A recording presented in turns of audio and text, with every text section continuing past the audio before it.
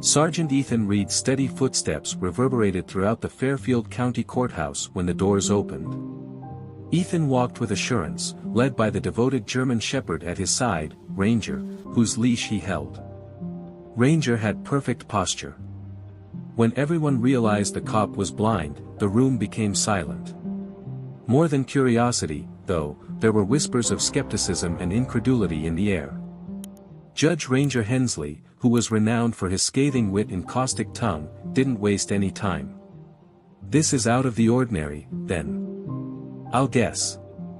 Sergeant, the dog also writes the reports." Some people in the room laughed nervously as his laughing filled the room. Ethan kept his cool and tightened his hold on Ranger's leash.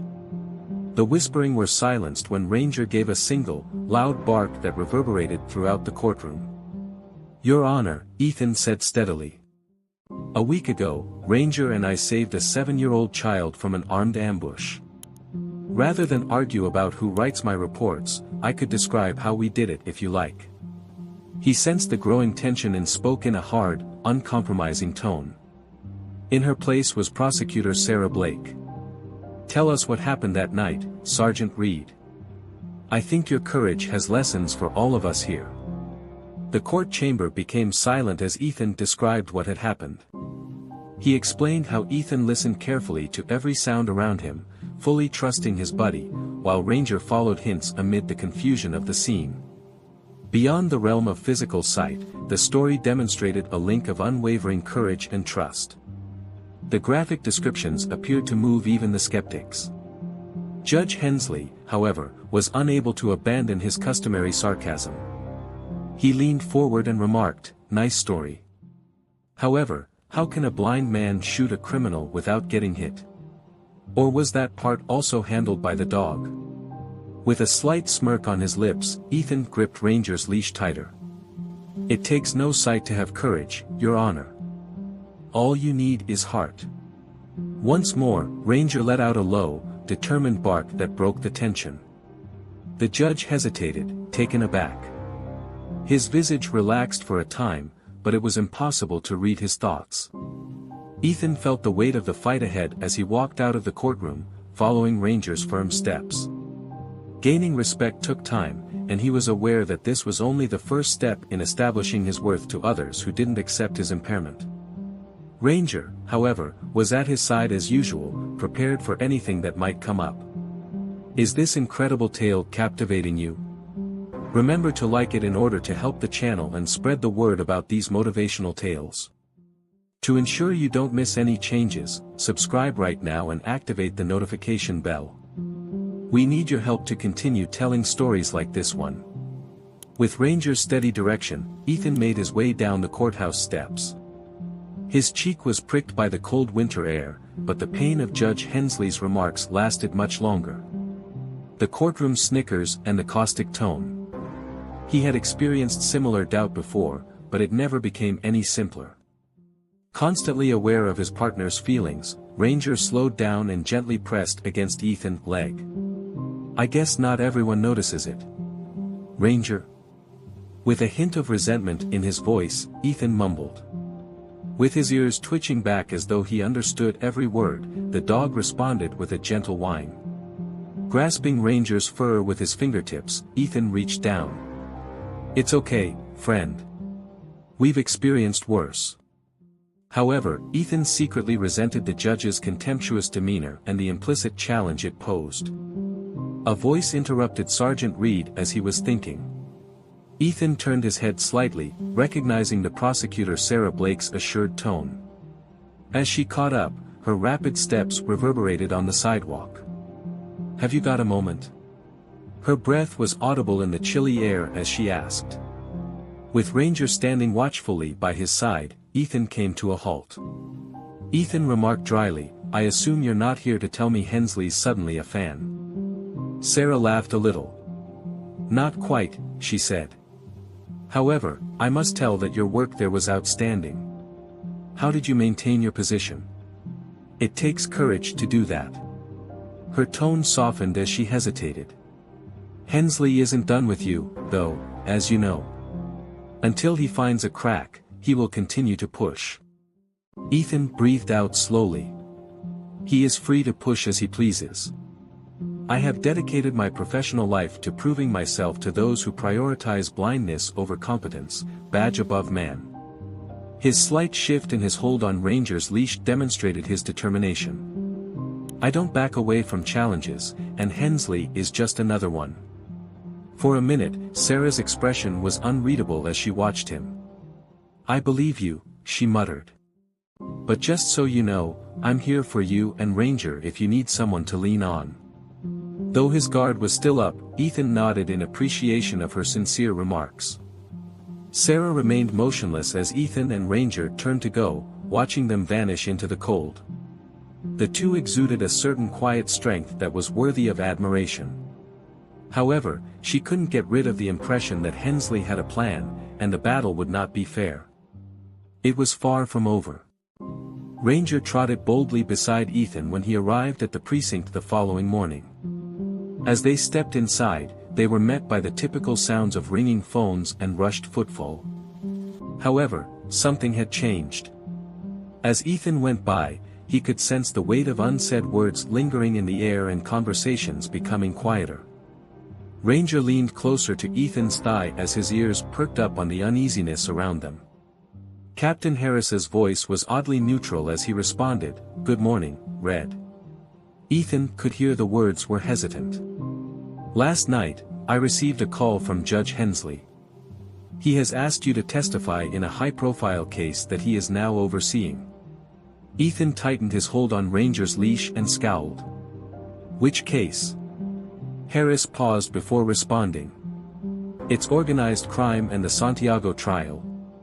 A few months ago, you and Ranger worked on that case, tracking their money laundering activities. Hensley wants you to testify about how you helped find important pieces of evidence." Harris went on, his tone more solemn, but Ethan nodded slowly. "Reed, you ought to be aware. This goes beyond the case. You're being tested by Hensley. He believes that putting you on the witness stand will reveal your shortcomings." Ethan's mouth clenched. Beneath his placid veneer, he could sense the familiar surge of impatience. Ethan murmured, "He's making it personal, more to himself than to Harris. Okay, I'll show him what Ranger and I can do if he wants to put me to the test." Ranger gave one crisp, assured bark, as though he agreed with his partner's determination. Harris lowered his voice and said, "Look, Red. Hensley is not only obstinate, but also calculating, even though I know you have nothing to prove to anyone here. He will attempt to disparage you or even trip you up. Simply be prepared." With a determined expression on his face, Ethan nodded. "I always am." The room felt heavier than before as Ethan left. Ranger and his co-workers' eyes following him. He was aware of their thoughts, whether they were ones of doubt, curiosity, or admiration, but it made no difference. With his lover by his side, Ranger's and his own opinions were the only ones he cared about. Even though Ethan felt invincible, he was unable to disregard Harris's subliminal warning. The stakes were bigger this time, and Hensley was waiting. With Ranger by his side, Ethan walked into the busy courtroom, where anxiety was in the air. This was no ordinary trial. It was among the most significant incidents in recent memory. Ethan's collaboration with Ranger had been essential in locating the evidence that resulted in the indictment, and the Santiago crime syndicate was well known for their brutality. However, he was aware that this trial was about more than just justice. Ethan was the star of the show on Hensley's stage. There was a flicker of something in Judge Hensley's eyes, but his face was unreadable as he sat at the bench. Perhaps amusement. With Ranger at his side, Ethan stood in the middle of the room. Jurors, attorneys, and onlookers crowded the room.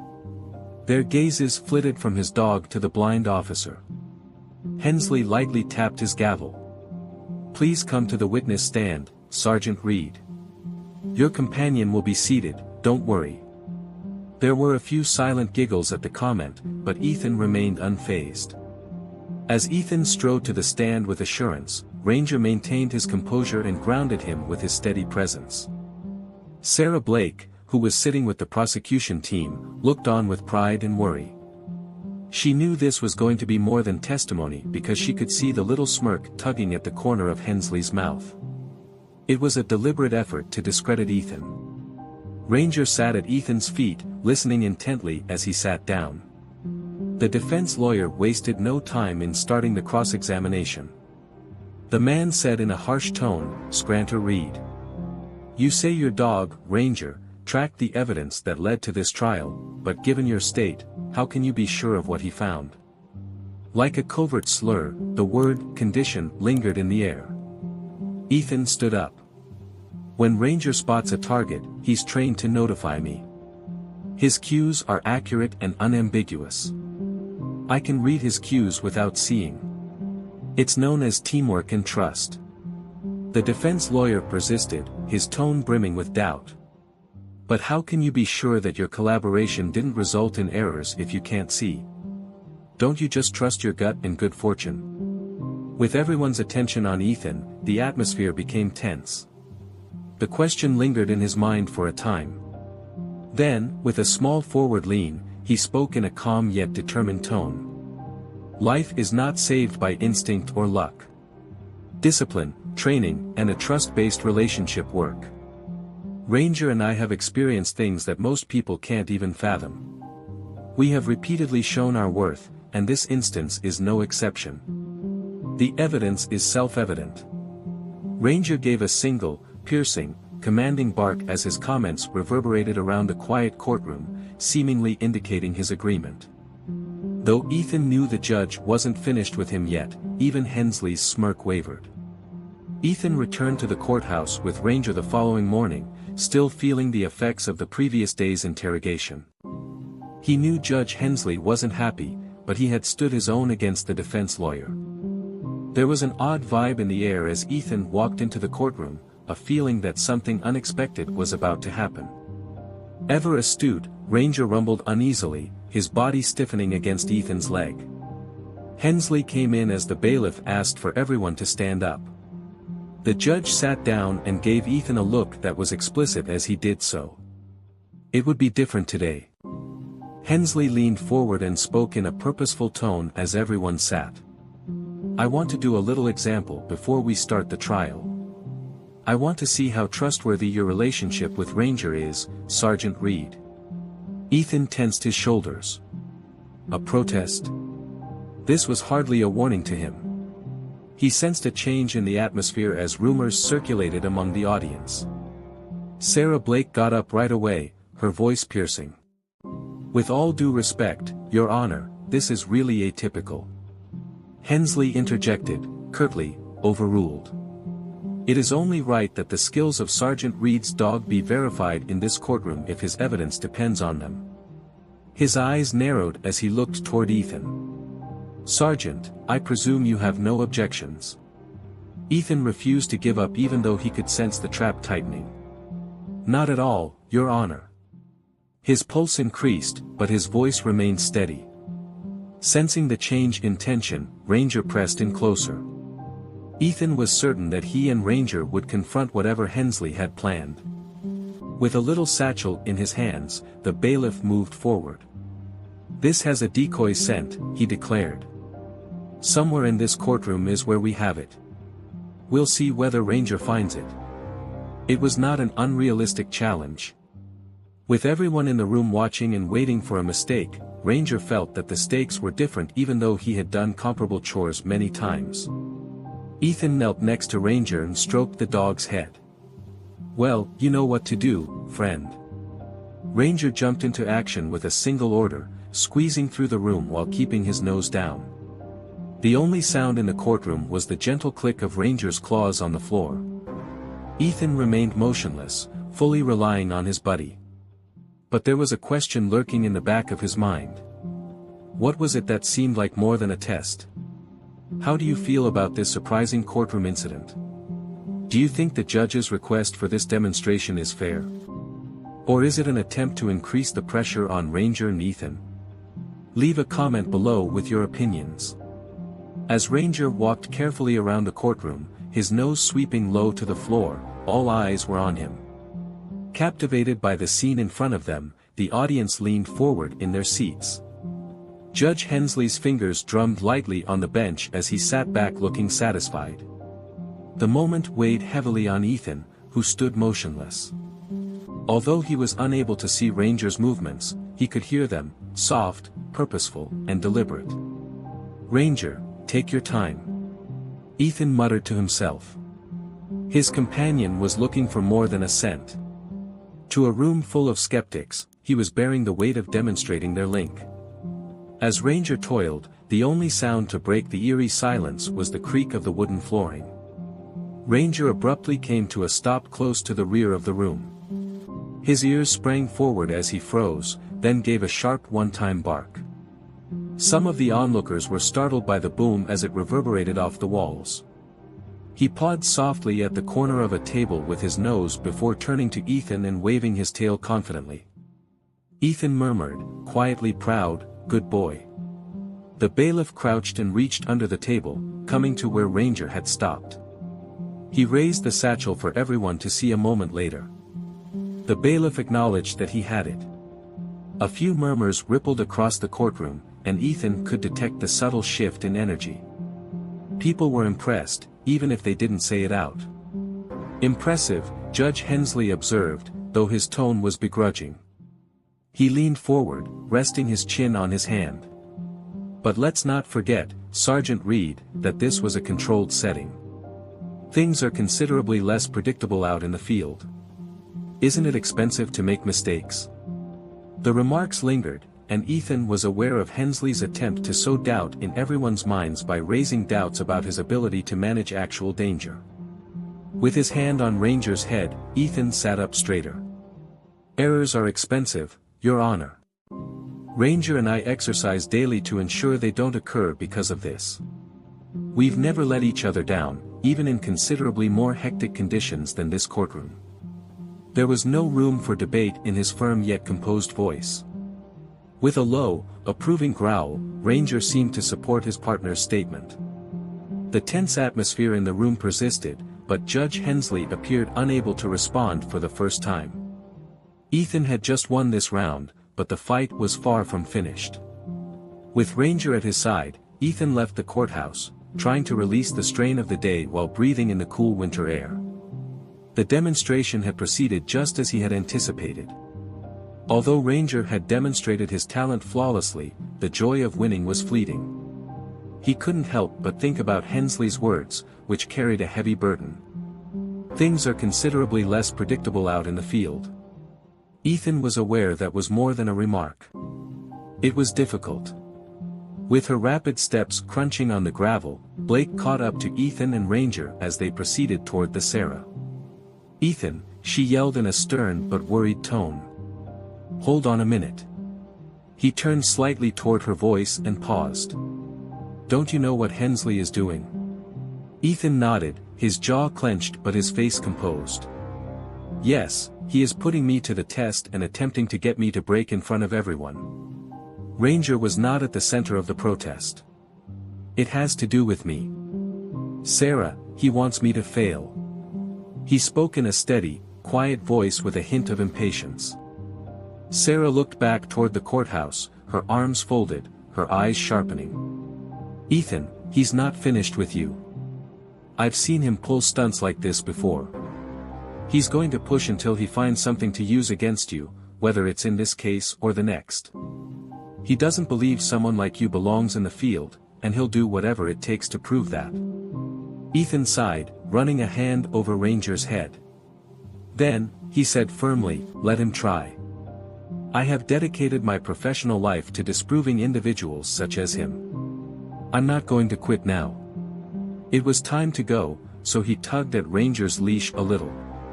However, Sarah's remark stuck with him as they left. She was correct.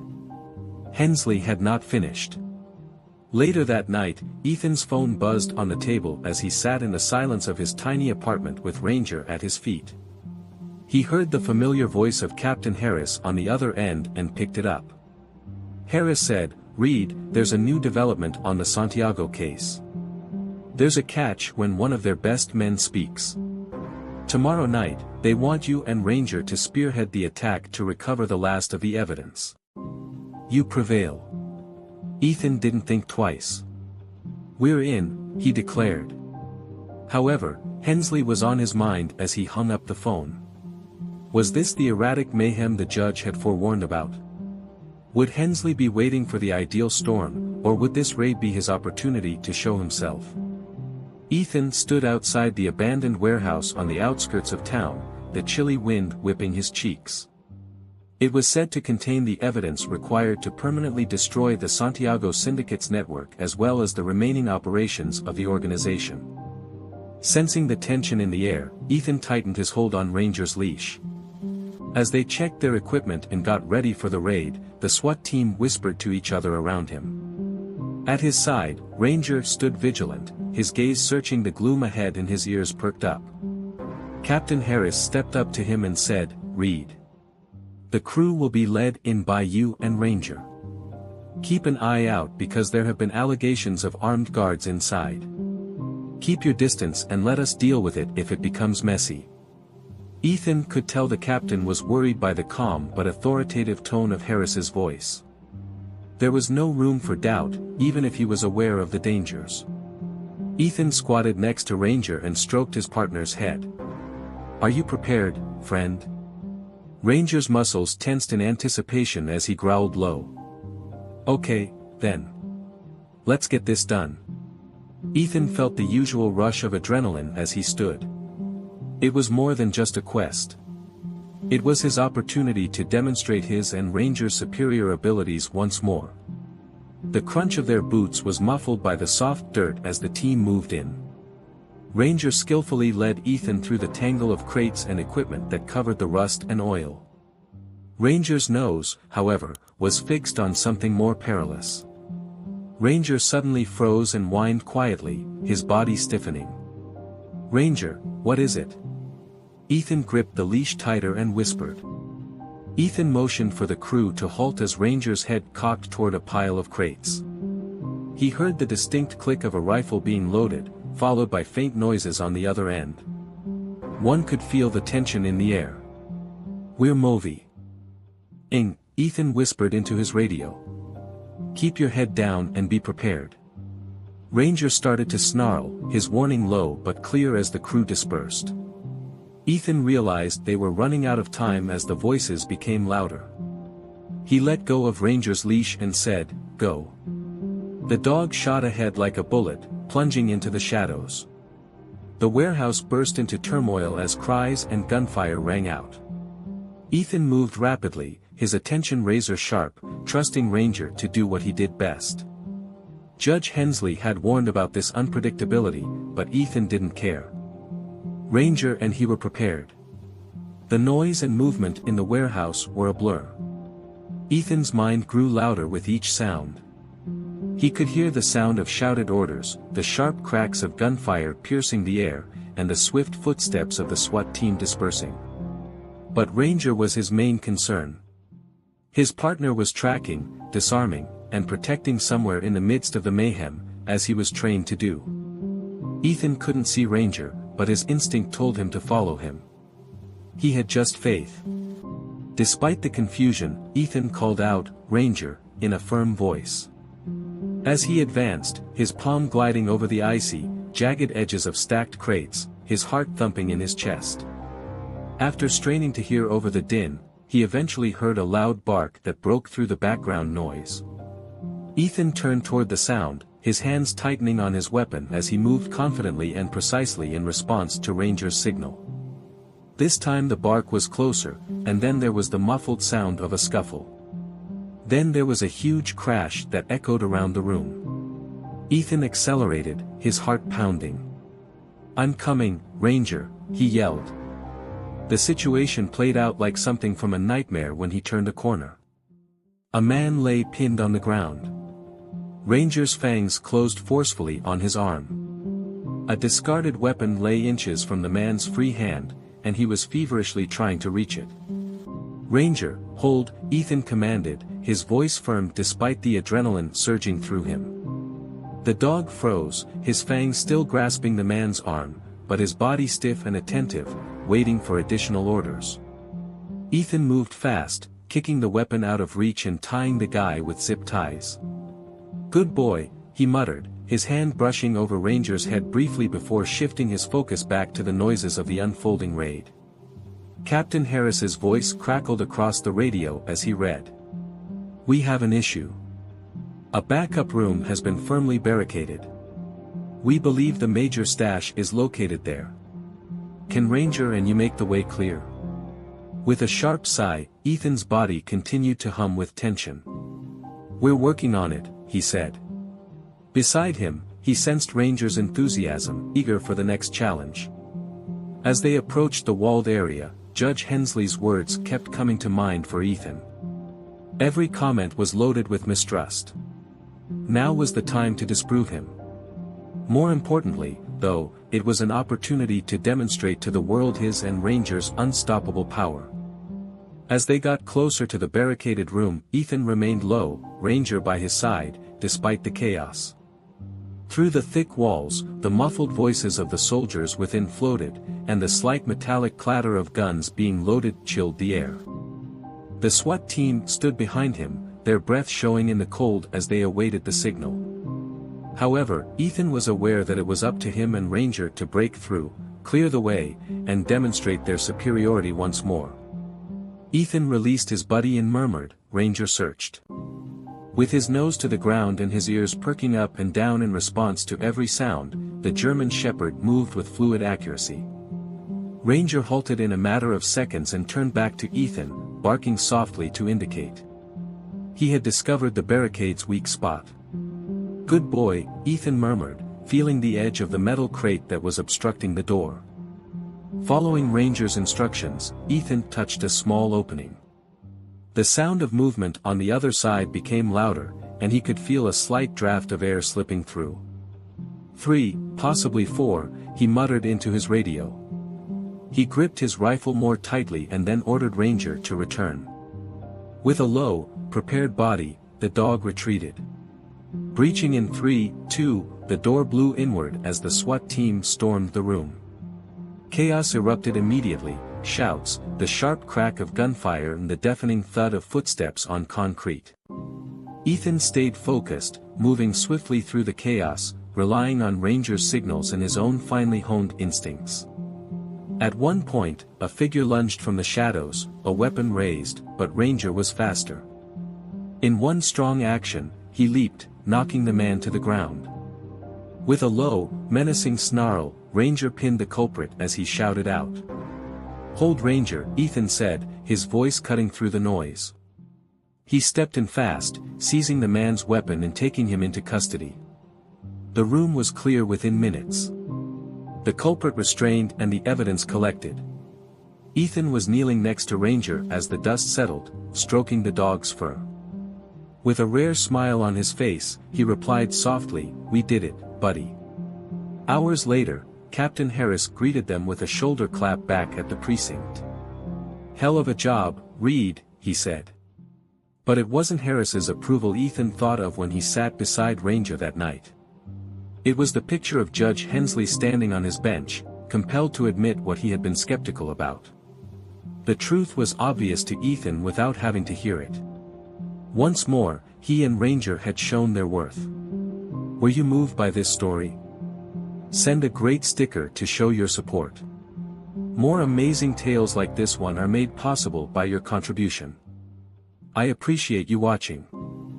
Disclaimer. This channel stands against all forms of intolerance, discrimination, racism, and violations of human rights. The stories shared here are original creations, developed to encourage reflection, understanding, and constructive dialogue. All content is produced with a commitment to respecting diversity and honoring human dignity.